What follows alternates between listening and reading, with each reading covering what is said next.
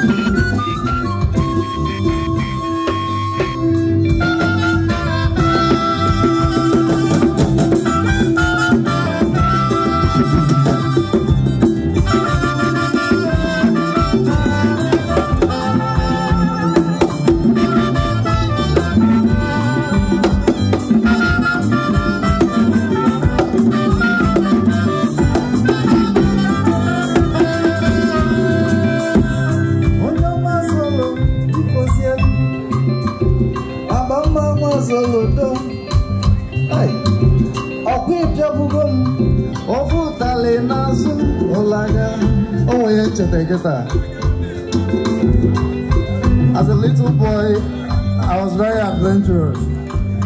So I was 12 when I left Umuchu to Achina to see the masquerade. My argument was that Umuchu ade atozimo tono kanjene nke Achina. Indeed, mo Achina okwa dimpa mo. So I wanted to experience that. Because from age 5, I was introduced to the culture. I'm not a Reverend Father, my uncle. Reverend Father Herbert Ezeji. So I took interest.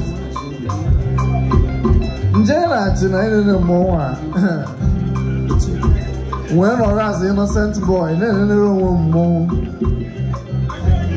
at a point also man, and I had always been a reciter as a small boy. I was focusing on something. Leave and watch also more ways. You get them for now over and one nickname on our show that way. Aye. Olagani Piazuko, yeah, on our phone. Forget that go below for my have a family logino, Nicola Puzuro, on number 10. What do you mom wait to happen over than one? Can you help your tire? Help you, you got your tire. Or people will go, oh, good, Alianas, Olaga, I tell alcohol. Hope you are not corner and I'll come over more. Oh, I don't want to come with a boy. Nicola Puzzo, Rana Bazia, on your muscle, do. I'm a muscle, do. A pizza will be off, Galinas, Olaga. Olaga, Piazzuko. Olaga, Piazzuko.